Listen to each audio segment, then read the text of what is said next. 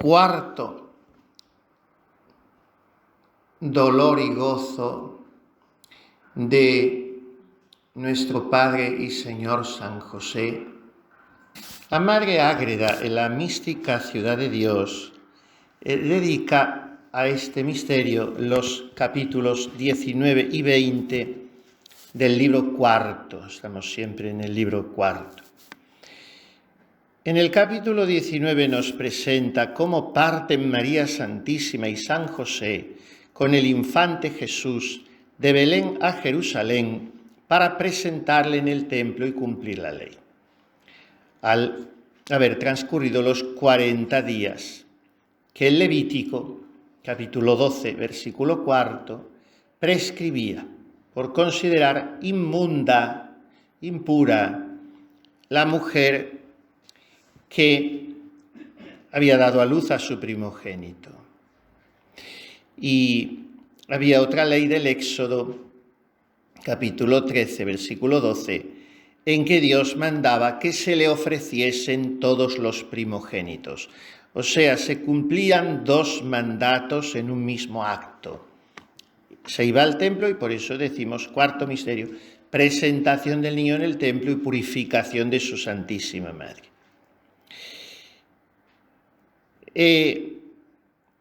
María no tuvo reparo ninguno en obedecer estas dos leyes.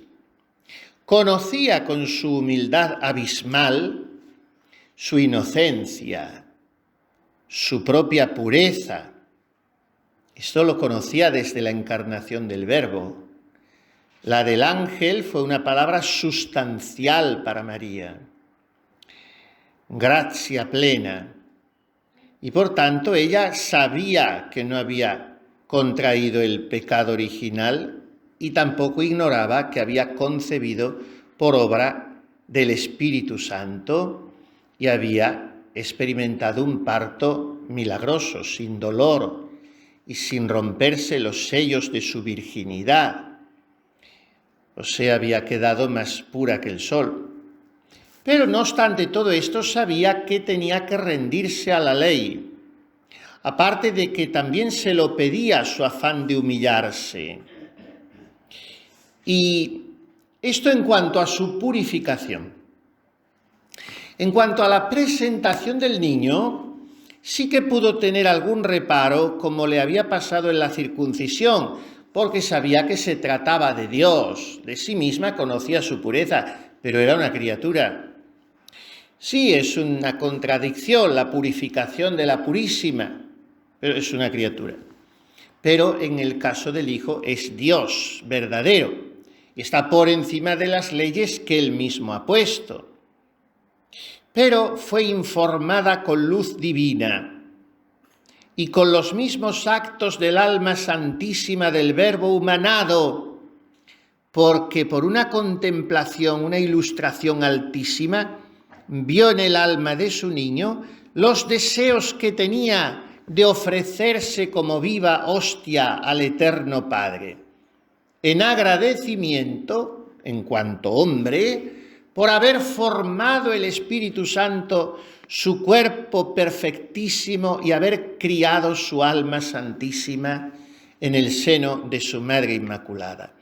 Y como gratitud por destinarle el Padre a ser sacerdote, hostia y altar, por haberle dado la misión en cuanto hombre de ser sacrificio aceptable por el linaje humano.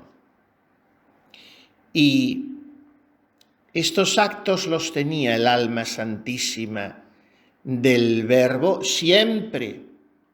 No hacía falta que se presentase en el templo, pero tenía como deseo de escenificar eso, de hacerlo público. Y entonces María habló de esta jornada, de este viaje con su esposo San José. Y tenían que disponerse a abandonar Belén. Entregó la madre a San José el niño Jesús para postrarse en tierra y adorar el suelo. testigo de tan venerables misterios. Y habiéndolo hecho con incomparable devoción y ternura, habló a su esposo y le dijo: Señor, dadme la bendición para hacer con ella esta jornada, como me la dais siempre que salgo de vuestra casa.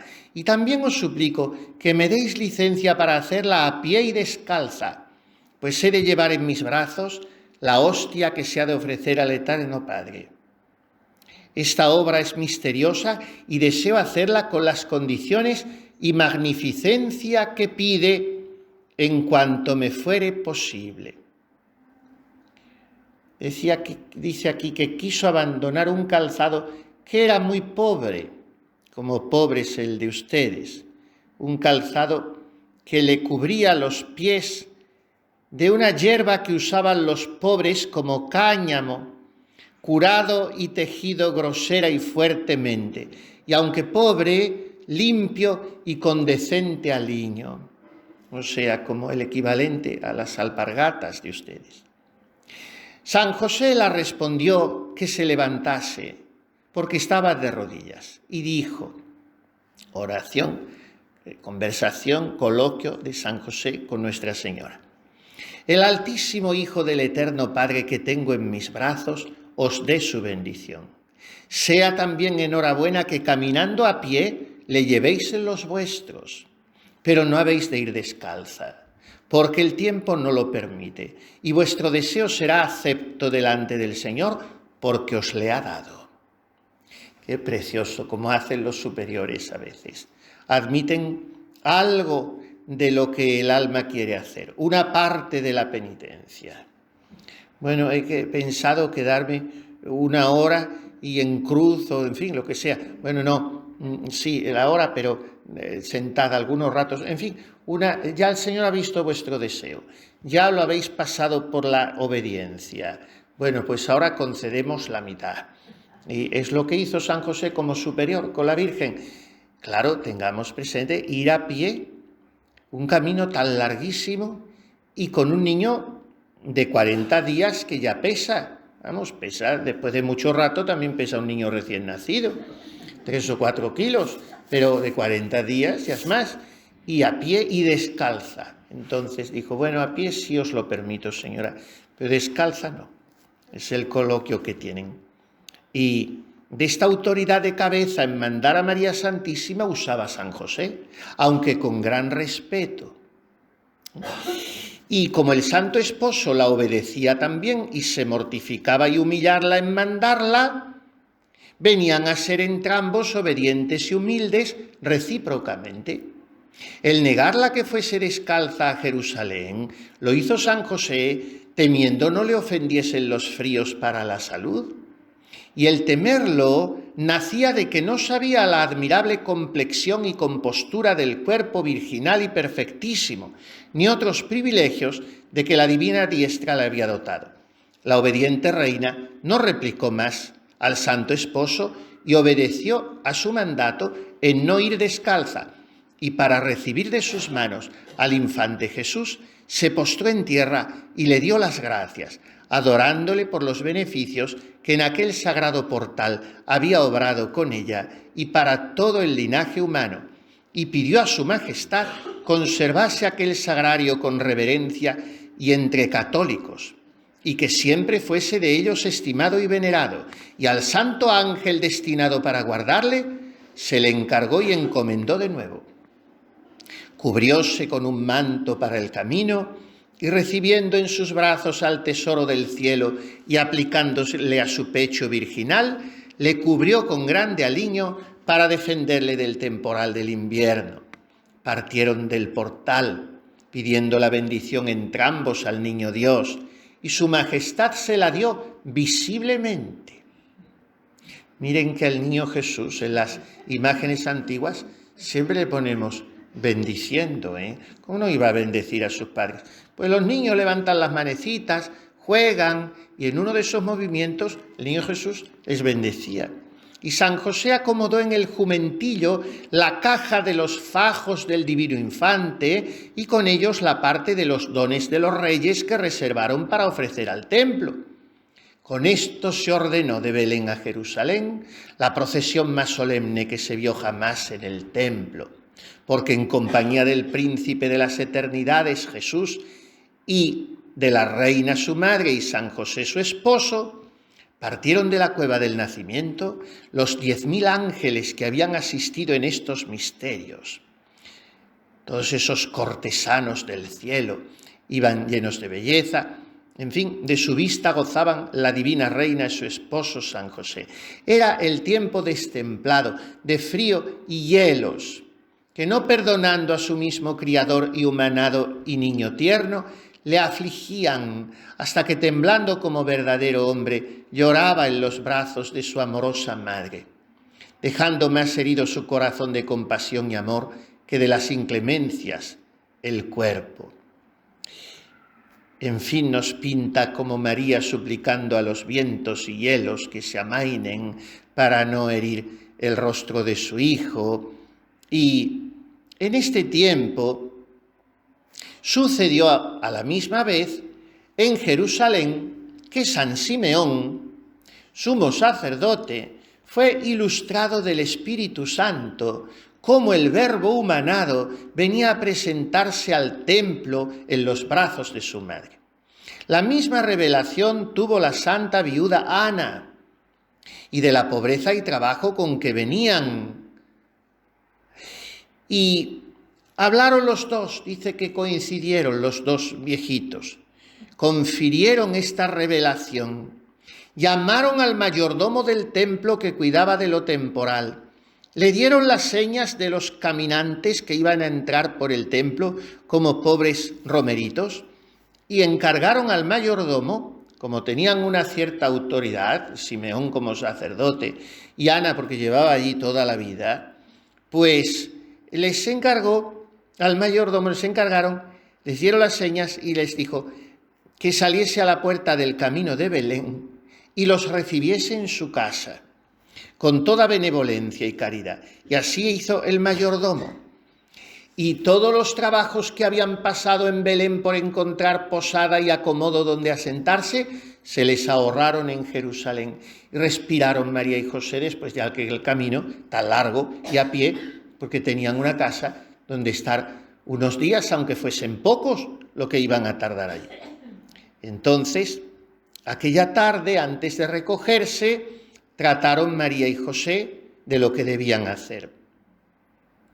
Le dijo María a José: esta misma tarde conviene que lleves al templo las ofrendas de lo que nos han dado los Reyes Magos, para ofrecerlo en silencio y sin ruido, como se deben hacer las limosnas y ofrendas. Y así aprovechas el viaje, pasas por algún puesto y compras 2 tortolicas para ofrecerlas también mañana. Las mujeres siempre preparando y disponiendo y administrando con mucho sentido práctico y organizativo. Y así lo hizo San José. Y al que recibía los dones en el templo, dio mirra, incienso y oro, parte de lo que le habían dado los reyes. Pero lo hizo de manera disimulada, o buscaría algún intermediario, de manera que el que recibía los dones no viese que era San José el que los entregaba. Y bueno, pues si tenía oro de los reyes y tenía el incienso y la mirra, también se vendían caro, también era un buen regalo. Dice, bueno, pudo haber comprado un buen cordero para entregarlo en sacrificio, pero ¿por qué no lo hizo? Era lo que por los primogénitos ofrecían los más pudientes, incluso lo prescribía el libro del Levítico. No lo hizo porque fuera desproporción del traje humilde y pobre de la madre y niño y del esposo ofrecer dones de ricos en público. Y no convenía degenerar en acción alguna de su pobreza y humildad, aunque fuera con fin piadoso y honesto. Claro, entraban como unos pobres romeritos, sin aparato ninguno. No habían llevado comodidad ninguna al templo. Entraban como pobrecitos en Jerusalén. Y ahora un cordero que abulte más que nosotros. No, 2 tortolicas. Lo demás lo damos en dinero y disimuladamente que no se note. Era Simeón hombre justo y temeroso de Dios y esperaba la consolación de Israel. Y el Espíritu Santo estaba en él. Y le había revelado que no vería la muerte antes de ver al Cristo. Todo eso nos dice San Lucas, el capítulo 2. Y movido del Espíritu Santo fue al templo. Ya sabía de antemano, como preparación remota, que iba a ir el Mesías al templo en brazos de aquellos 2 jóvenes esposos. Pero aquella misma noche anterior se le fue revelado con más concreción todo. Y le reveló el Espíritu Santo que en María se habían cumplido las profecías de Isaías. Una virgen concebirá y dará a luz un hijo. Y de la vara de José nacería una flor que sería el Cristo. Y tuvo Simeón luz muy particular de la unión de las 2 naturalezas, divina y humana, en la única persona divina del Verbo. Y por eso estaba todo enfervorizado y elevado su espíritu. Y así en ese mismo movimiento del espíritu fue como llevado en volandas al templo. Y esa misma noche también la piadosa Ana, la viuda, la hija de Fanuel, también tuvo revelación de todos esos misterios. Era una mujer dada de muchos años atrás a ayunos y oraciones, nos dice San Lucas, y no se apartaba nunca del templo. Pues después viene la doctrina que la Reina del Cielo da a la Madre Ágreda de cómo hay que dejarse mover por el Espíritu, de cómo no hay que acallar las inspiraciones de Dios, de cómo hay que amar la penitencia. Carísima hija mía, entenderás la razón por la que yo deseaba ir descalza al templo, llevando a mi Hijo Santísimo a presentarle en él y cumplir yo con la ley de la purificación, y es porque a mis obras daba yo todo el lleno de perfección posible, con la fuerza del amor que siempre me pedía lo más perfecto y agradable al Señor. Trabaja por imitar con toda diligencia lo que en mí conoces y aspirar siempre a lo más perfecto y puro de las virtudes. Y en ellas estudia tú e inventa siempre nuevos modos y trazas de amor, de manera que todas tus fuerzas y potencias interiores y exteriores estén siempre ocupadas en lo más alto para el agrado del Señor. Ustedes tienen la vida ya santificada, programada para el bien, para el fervor, para la virtud.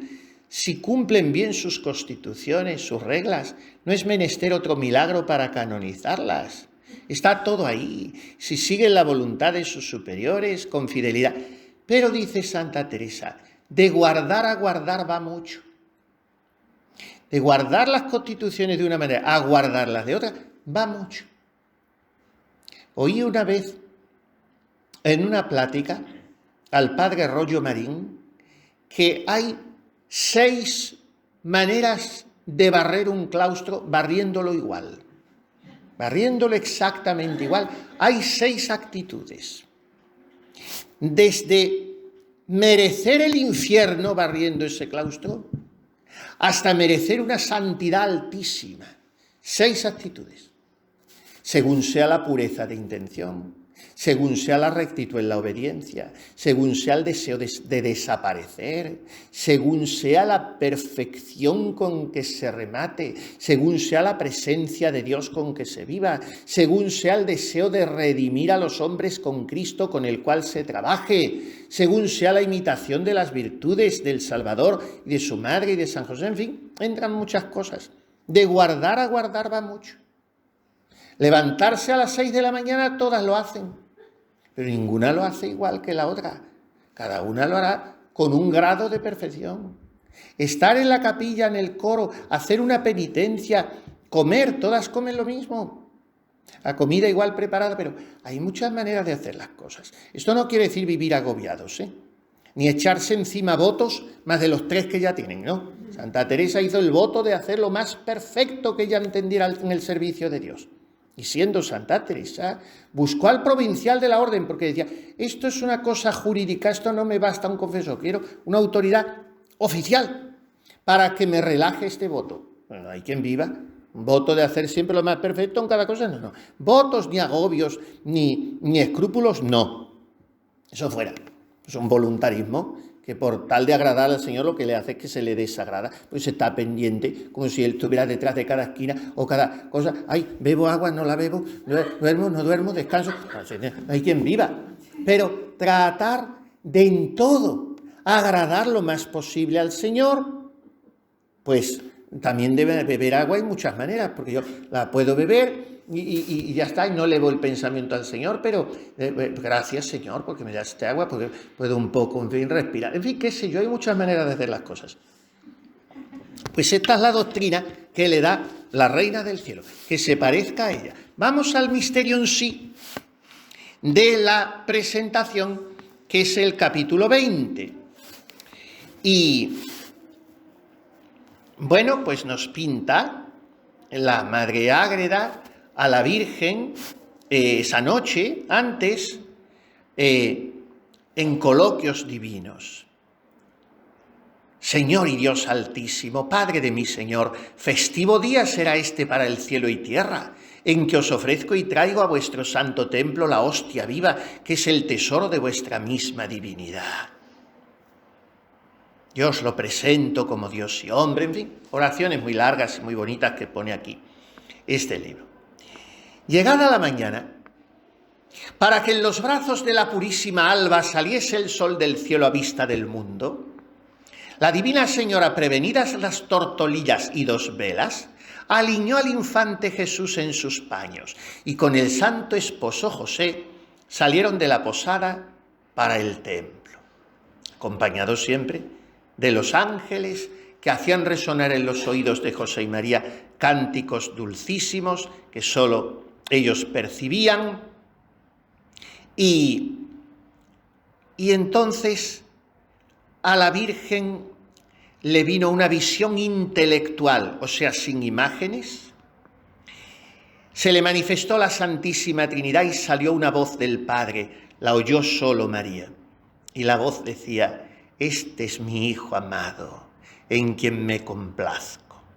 Sonó esa voz antes que en el Jordán y en el Tabor, en la presentación en el templo. Y entonces en ese mismo momento, cuando ellos se dirigían al templo, entraba en el templo Simeón, se encaminó allí donde vio que entraban María y José y les vio llenos de resplandor. Y tomó en sus manos, porque sin necesidad de explicaciones María lo comprendió todo, y a pesar de ser una madre primeriza no era posesiva, le entregó al niño sin miedo ninguno a aquel santo viejito y él prorrumpió en el Nunc Dimittis que rezamos en completas todos los días. Ahora, Señor, según tu promesa, puedes dejar a tu siervo irse en paz, porque mis ojos han visto a tu Salvador, a quien has presentado ante todos los pueblos, luz para alumbrar a las naciones y gloria de tu pueblo, Israel. Y María y José quedaron llenos de gozo celestial, porque se afirmaba con aquel canto de San Simeón todo lo que ellos sabían, pero siguió hablando el santo anciano. Advertid, señora, que este niño está puesto para ruina y para salvación de muchos en Israel, y para señalo blanco de grandes contradicciones, y vuestra alma, suya de él, traspasará un cuchillo para que se descubran los pensamientos de muchos corazones. Hasta aquí dijo San Simeón, y como sacerdote dio la bendición a los felices padres del niño. Y luego la profetisa Ana confesó al Verbo humanado y con luz del Espíritu Divino habló de sus misterios muchas cosas, dice San Lucas. ¿Qué hablaría aquella ancianita? Y Simeón, esto San Lucas nos lo refleja en una fotografía rápida, pero ¿qué sería aquello? ¿Qué no les dirían a María y José, aquellos dos santos ancianos? Al mismo tiempo que Simeón pronunció las palabras proféticas de la pasión y muerte del Señor, cifradas en la espada, el mismo niño abajó la cabeza y con esta acción y muchos actos de obediencia interior aceptó la profecía del sacerdote como sentencia del Eterno Padre declarada por su ministro. Todo esto vio y conoció la amorosa madre, y con la inteligencia de tan dolorosos misterios comenzó a sentir la verdad de la profecía de Simeón, quedando herido desde entonces su corazón con la espada, porque como en un espejo se propusieron a su vista interior todos los misterios de esa profecía. Y detalla algunos de los extremos de la pasión. Y entonces besó María la mano al sacerdote, pidió de nuevo la bendición, lo mismo hizo con Ana y se volvieron a su posada. Pero entremos un momento en el dolor del corazón de José cuando escuchó todo aquello. Y al mismo tiempo en su gozo cuando escuchó, está puesto para salvación de muchos. Esta es la mezcla aquí. El dolor de José, de los caminos, de las incomodidades y de cuando llegan al templo, el gozo de escuchar a Simeón y Ana hablar así del niño y la angustia terrible de saber que el corazón de su esposa purísima iba a ser atravesado por una espada. No nos detenemos en la doctrina que da la Reina del Cielo a la Madre Ágreda, solamente en esta frase: procura conservar la paz interior y no me pierdas de vista para imitar mis obras y seguir mis pisadas. Advierte el dolor que traspasó mi corazón con la profecía de Simeón, y en esta pena estuve igual, sin inmutarme ni alteración alguna, aunque traspasara mi alma de dolor. Esta es la narración que nos ofrece esta piadosa mujer tan colorista, tan imaginativa, como vemos, y vamos a ilustrarla hoy un poco también con la carta de año de madre, una carta toda sobre la Santísima Virgen, un tratado mariano precioso del año 1913. Está hablando de todos los misterios de la infancia, en este caso, después del nacimiento y la circuncisión. Dice: después de la circuncisión, nuestra Santísima Madre, fiel observante de la ley, sigue oculta como las demás mujeres hasta presentar al divino infante en el templo. Se parece más el lenguaje de madre al de la venerable Ágreda en el siglo XVII que al nuestro tan feo y desarbolado un siglo después. Hemos destrozado nuestro castellano. El lenguaje de madre, una mujer sin letras ningunas, es de una elegancia literaria. Encuentra unas imágenes, unos giros, tiene una gracia, y la madre Ágreda es muy barroquizante y muy pleonástica y demasiado enrevesada a veces, pero recuerda más la belleza literaria que al nuestro. Muchas veces hemos meditado en las virtudes de Nuestra Señora en estos misterios. La Madre de Dios, la más pura de las criaturas que por derecho propio no estaba obligada a aquellas humillaciones y como si fuera la última de las madres, así se presenta con el niño en el templo.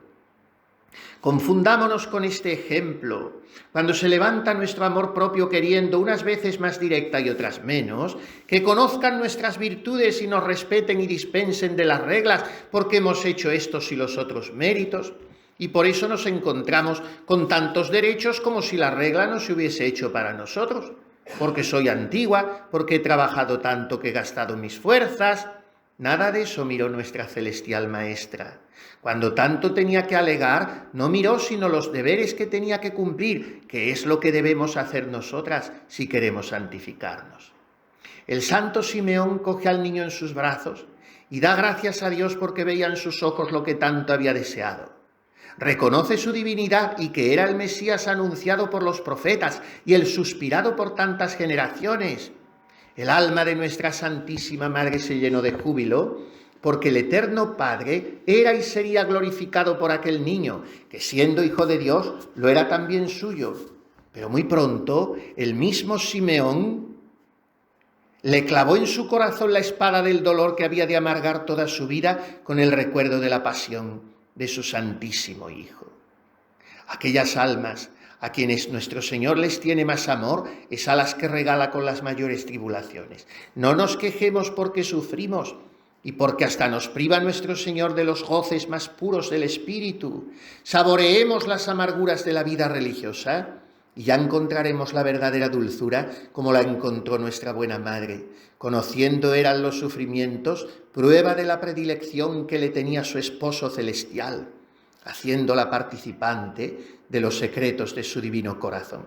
También nosotras, llevando la cruz con alegría, recibiremos este amor de predilección y diremos como el apóstol: ¿quién me separará del amor de Cristo? Ni la hambre, ni la sed, ni los trabajos, ni la muerte, nada, porque soy de Dios y no de mí misma. Cuando presenta María al niño en el templo, dice, en este caso, en la carta de 1922 sobre las 3 etapas de la vida de la Virgen, vemos la religiosa más humilde pasando por una humillación que no merecía, practicando el más perfecto acto de obediencia y de pobreza, ofreciendo para rescatar al niño lo menos que se podía ofrecer. ¿Cómo nos enseñas, Madre querida? Alcánzanos la gracia de que aprendamos tan santas lecciones. Y vuelve sobre esto de la obediencia en la carta de 1928, refiriéndose en este caso más concretamente a San José, que era el jefe en el cargo y el menor en la misión que cada uno desempeñaba. Nuestra Santísima Madre, Madre de Dios y corredentora, y el niño superior a San José y a su madre. Pero aprendiz sujeto al Maestro con una obediencia perfecta, haciendo al pie de la letra lo que le dice San José. Aprendan las hermanas que no saben obedecer del niño, que todo el trabajo de San José, solo que hubiese dicho hágase con su voz omnipotente, estaba hecho. Y como buen aprendiz espera que le señale cosa por cosa lo que ha de hacer. Aprendamos a obedecer.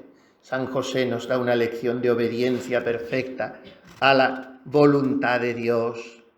Esta es la perfección de la vida religiosa. Aprendamos las que somos tan nuestras, dejándonos llevar de lo que pensamos y discurrimos, sin tener docilidad ni rendir nuestro juicio a la voz de Dios manifestada con claridad por nuestros superiores.